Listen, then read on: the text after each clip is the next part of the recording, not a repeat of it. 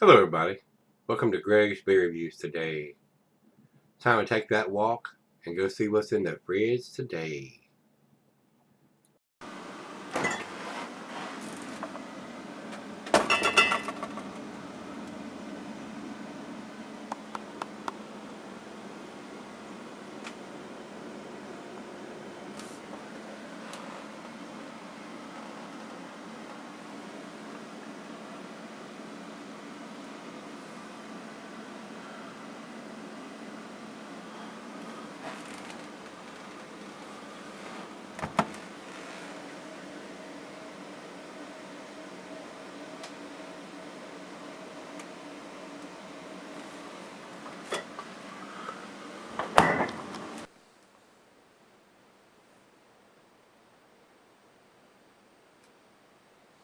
Hey guys, thanks for stopping by Gregsbeerreviews today. Today's beer comes from Prairie Artisan Ales. These guys are out of Tulsa, Oklahoma. Brandon sent me this. I've had it for a while now. This is a 12%er now, guys. This is a big beer. No reason why you couldn't sell this beer for a long time being at 12%. And I would say this is not a cheap beer. This is probably a very pricey beer being at 12%. And this is their apple brandy barrel Noir, or Noir, N-O-I-R, which means they've aged it in some apple brandy barrel. That's what I'm taking. So 12%. I don't have the IBUs here, and it's not on the bottle, and it's not on Beer Advocate. So let's step over to Untappd, and they're telling me it's 70 IBUs. So we're going to take them for the word there, since it's not written on here anywhere. And there may be a date on it somewhere, some kind of vintage, but I don't see anything written on the label here. So we'll take a closer look when we come back for the final chug and see if there's any kind of vintage on it. So we'll know what year it is anyway. But I'd say, like I said, I'd say this is a very pricey beer.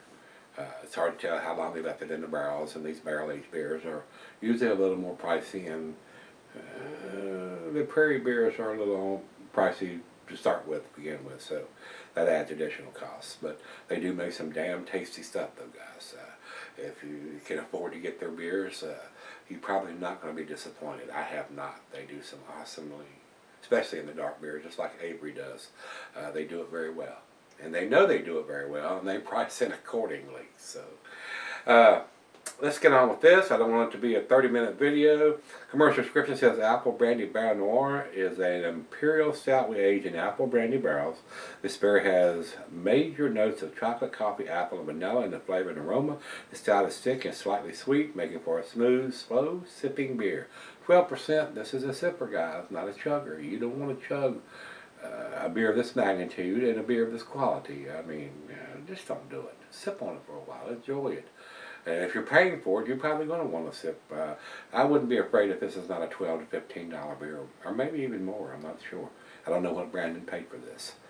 It says enjoy now, or I'll lay a few down to try with some age on it. So no reason why you couldn't sell this beer, guys. No reason whatsoever. And this beer will probably keep 5, 10, 15, maybe even 20 years.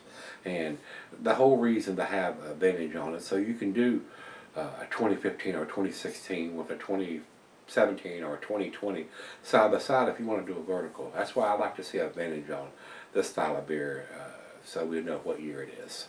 So don't think there's anything else we need to talk about. So while I am pouring, the food pairings for this beer, guys, says cheeses and buttered brie, Gouda, Havarti, Swiss. And it goes well with your chocolate dishes, of course. And the meat is smoked meat, game, and grilled meat. Glass variety pint, Beckernonic, tumbler, snifter, oversized wine glass. I got my favorite snifter today, guys. Boy, ain't gonna pour any head at all here. And can be selling for a long time. Hardly any head at all. Not even covering the top of the beer, basically. And over to the light, it is pitch black. It is dark as night, guys. Pitch black. Let's get a nose on it. Oh, wonderful aroma. Wonderful. I'm getting the apples. The brandy. Bittersweet chocolate. Dark fruits. A little bit of alcohol. Fairly boozy. And that may subside a little bit as it warms up to room temperature, which I am going to do, as I always do. But it's got a wonderful aroma. Very, very nice aroma. And I love that barrel aged smell, whether it's bourbon or brandy or wine or tequila or rum. But that adds cost to the beer guys for these beers to set in barrels for however long they decide to do it. And I'm sure they sample along the way. They'll test it in a month, 2, 3, 6, year. They know where they want the beer to be and what they want it to taste like when they age these beers. So that's pretty good. Final beer of the evening from me. Cheers, everybody. Cheers, Brandon.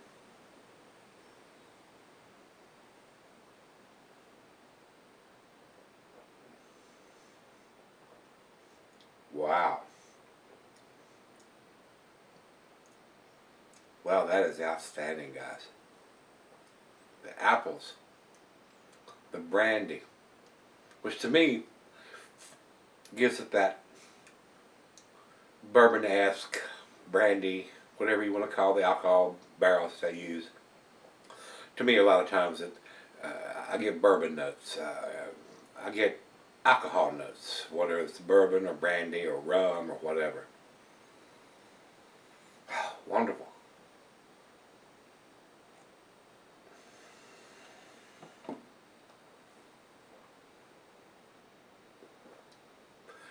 That is delicious, but it is slightly hot.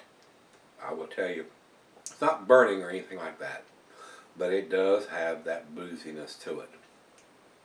A lot of these bourbon barrel beers do. Sometimes that'll subside a little bit with age, sometimes it will not. So, wow, that's delicious.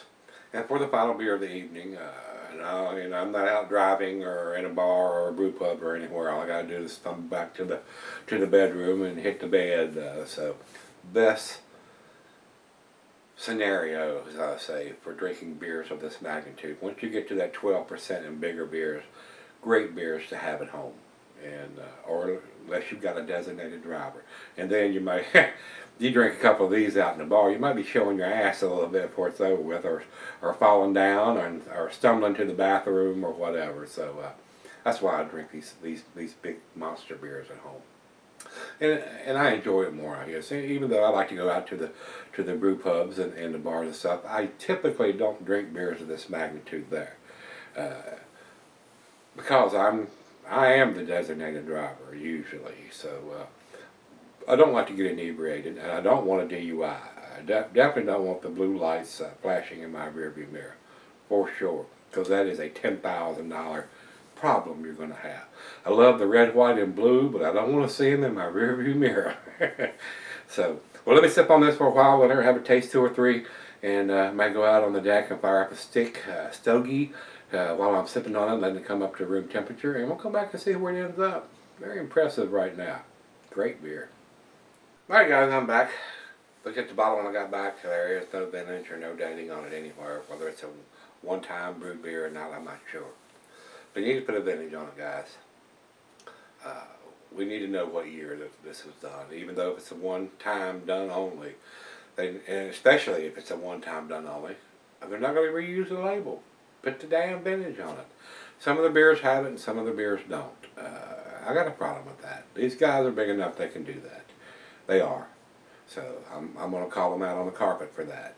It needs to have a vintage on it. This is a 2015. This is a 2016 edition. Why are you not doing that? In my opinion, guys, without doing the final chug,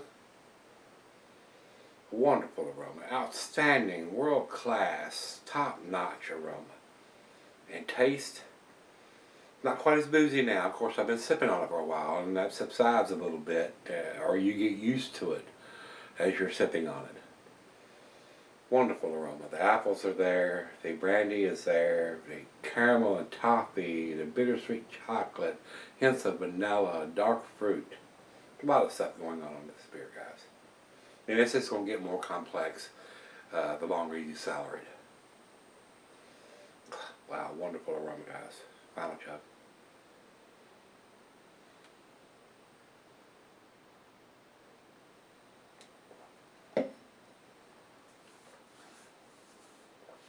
That is so freaking delicious. Outstanding. But, there's always a but, and everybody knows how butts are. They stink. To me, in my opinion, it's a world-class, outstanding beer. Very well-made beer. A great beer to sell, guys. Awesome aroma, awesome taste.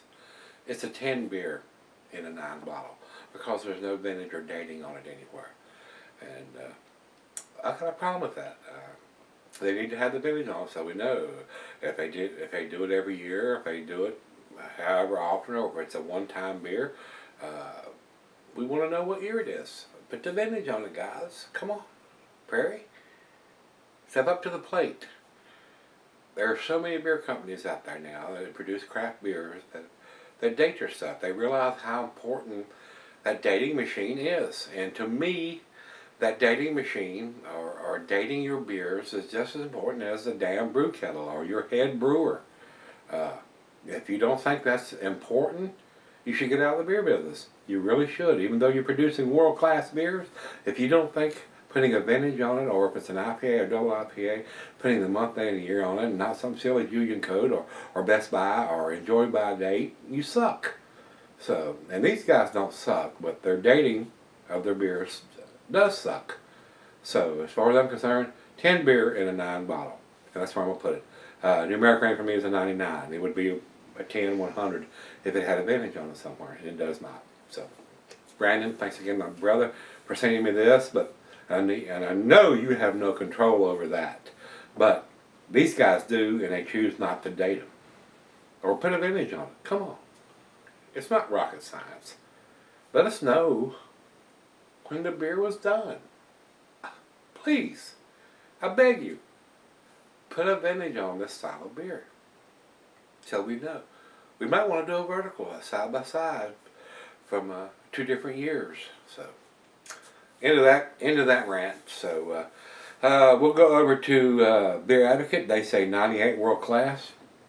Absolutely, no argument whatsoever. And if you say it's a 10 beer, I'm not going to argue with that. It is a 10 beer, but we need to have a little more information on the bottle than what we're getting here. So, and over to Rate Beer, they say 100 overall, 98 in the style. So we got a 98, a 99, and we got a 100. 3 excellent numbers there, guys. I mean, it tells you right off the bat it's outstanding world class. Even though it may be a pricey beer, I don't know what Brandon paid for this. I cannot get these beers here in Virginia, so I don't know what they cost.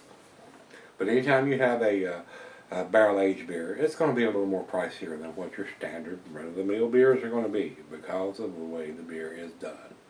And for our final check-in, we'll go over to Untapped, and they say it's 4.46. Which is a 9, not almost a 9. 4.50 would be a 9. So they're giving it the 8, which is the A minus. But it's almost at the 9. 4.46, 4.50 would be the 9. So I think it's a little better than what they're giving it. And I'm giving it the benefit of the doubt. It is a great beer, guys. World class, outstanding. Dry. Pick it up. But I'm not going to be satisfied until they put that vintage on there. If it's a 10 beer and it doesn't have a vintage on it, especially if it's a 12% bourbon barrel, brandy barrel, rum barrel, but don't have a vintage on it, you're not going to get the 10, 99% of the time from this guy here. Because it's me. It's my OCD. I want to see these guys do that. So, enough ranting about that. If you had this one from Prairie Artisan Ales, let me know. This is their Apple Brandy Barrel Noir. N-O-I-R. If I'm pronouncing that wrong, I don't doubt it. I'm just an old country hillbilly, and it's what it looks like it's pronounced to me. So, if you've had it, let me know what you think, guys. It's very tasty. A great final beer of the evening for me. Got time for some dinner, and if you've had it, let me know what you think, guys. And come on back tomorrow. Let's dig something tasty out of the fridge. See you then.